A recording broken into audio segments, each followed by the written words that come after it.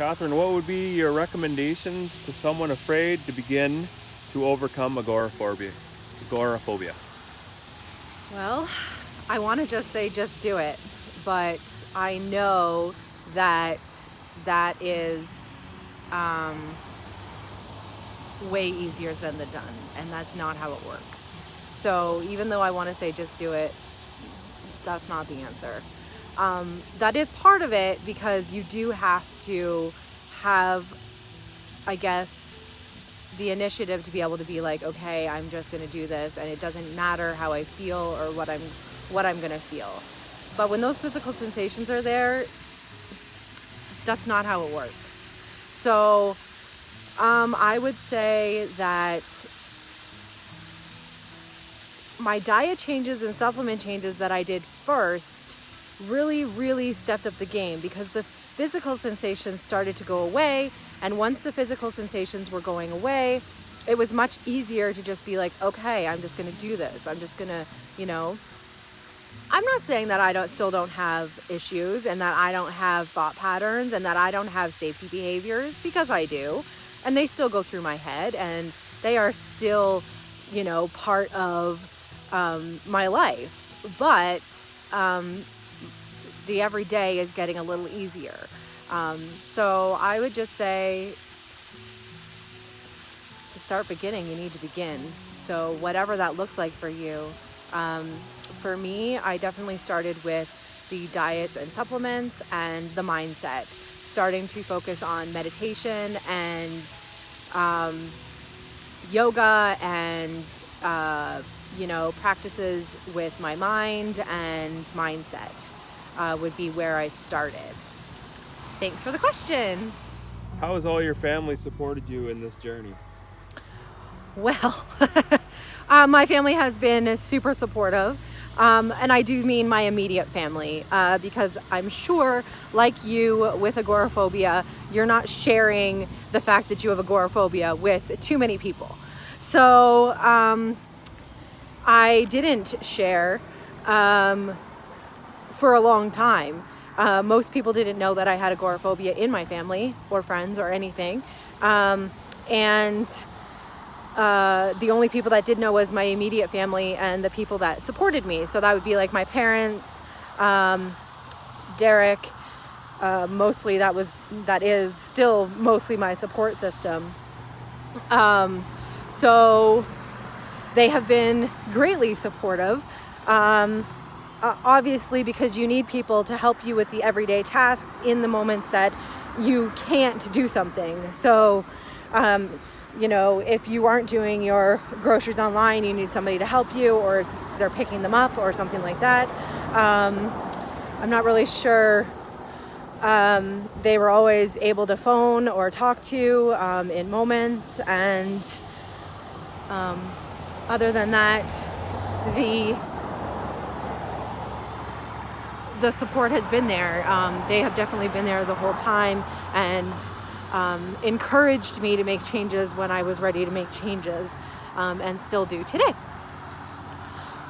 So I thank them from the bottom of my heart, because I don't know where I would have been without that support.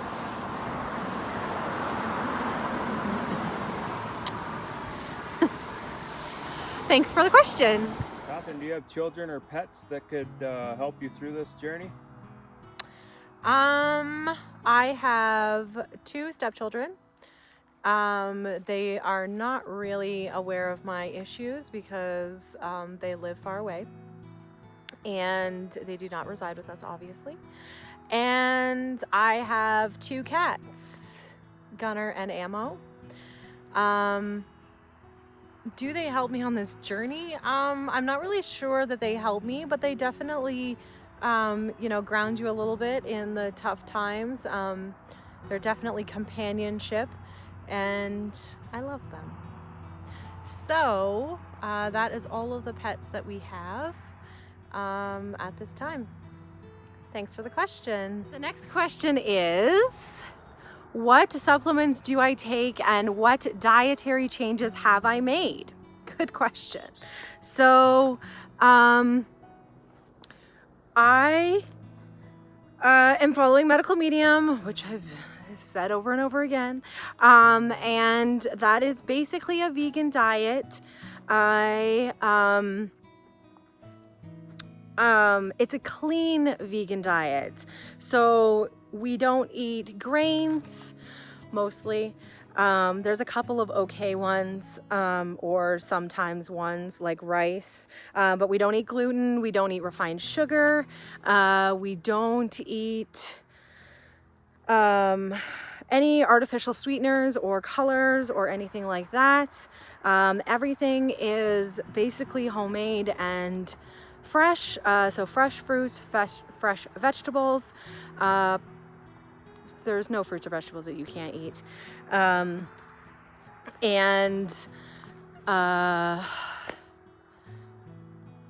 There's specific things I do for agoraphobia. So I drink what's called so I start my day off with celery juice, a minimum of 16 ounces. And I then have what's called a heavy metal detox smoothie, because agoraphobia, according to medical medium, would be heavy metals in the body. So that's what's causing us to have those physical sensations. So the heavy metal detox smoothie consists of 5 ingredients. There's actually more in it, but 5 ingredients that have to be in it. So that is fresh cilantro, wild blueberries, dulse, spirulina, and barley grass wheat juice powder. Those 5 ingredients have to be in it. I have that every single day.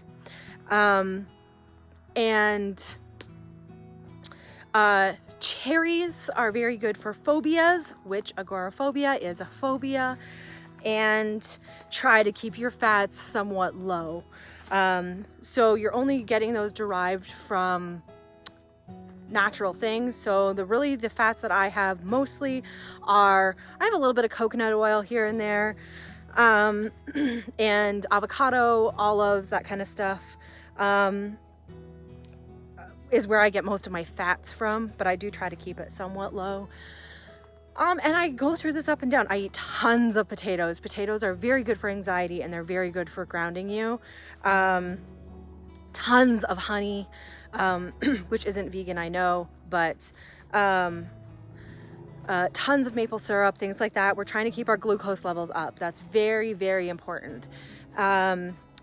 Supplements that I take. So the base supplements that he would recommend is B12, zinc, vitamin C, I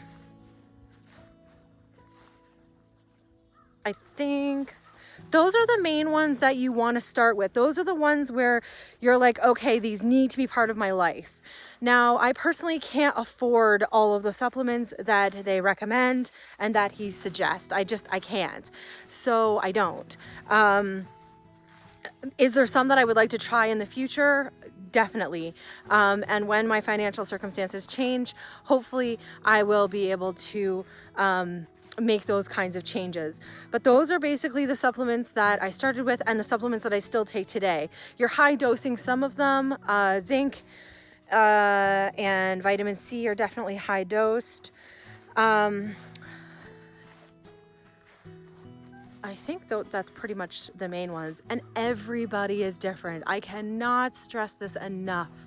Every single person is different, because you can be sensitive to supplements as well, where I might not be and you are. So you do have to be mindful and careful with that for sure. But take it slow, one supplement at a time. Drink tons of lemon water. Lemon water is a big part of my life and my day. You're wanting to flush the toxins out as you're getting rid of them. What else do? I eat a fair amount of bananas for the same reason. They're very grounding and they're high in glucose. You want to have a lot of fresh greens, your spinach, your arugulas, your romaine, that kind of stuff. You don't have to eat them in salad. You should eat them raw for the most part. And those are the changes that I made. We still have treats and sweets and snacks and things like that. We still, you know, I bake things. Some of the recipes I post on my channel, those are all compliant. They are all made from, you know, coconut and that kind of thing. Cassava flour is very good. It's also probably the one thing that I found fairly versatile, similar to all-purpose. It's a little bit pricey, so you wouldn't want to use it all the time, or if you had a big family.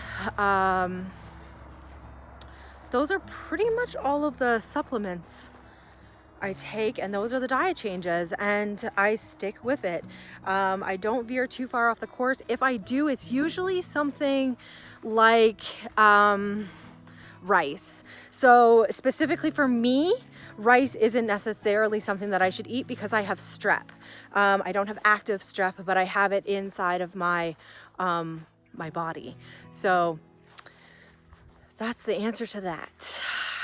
Thank you for the question. All right, so the next question. In your experience and with everything that you now know, what is the one thing you would say to people suffering with agoraphobia, anxiety, and panic? If you could go back to the beginning of your wellness journey, what is the one thing that you would change and do differently, if any? And finally, thinking about the combination of things that got you to this point in your journey, diet, exercise, exposure, changing your thinking patterns, etc., how would you rank these things in terms of importance to your recovery? With what I now know, I think your mindset is probably one of the biggest things to change. And I really think that meditation and mindfulness and being present in the moment is a key to that. I think that you know, breathing through the moment, those kinds of things that people say, they really do have some validity to them. I would also say the one thing that helped my journey has to be medical medium, right? Like, I have to give it some credit where credit is due. That's the one thing that I changed that seemed to work. So I guess that would be diet change and supplements. Exposure is part of it too, though, right? Like, you have to actually leave your comfort zone in order to get anywhere. So I would say that that is something as well, and taking those baby steps and having the support to do that. I would say doing it by yourself would be very difficult. Like, if you were 100% by yourself in this, you would have to have a lot of courage and bravery in order to take those first steps. I think you would be fine, and I think that you could do it, but you would definitely need more of that. And I'm not sure how I would rank them. I guess I would say diet, supplements, exercise, getting out, exposure, thinking patterns are up there at the top. And yeah, being okay having emotions too, I think, is something. Because I think that with agoraphobia, we tend to try not to have emotions and try to hide them or cover them up. So being okay with sharing those and them being present in you and all of that. Hopefully that answers your question, and thank you for asking.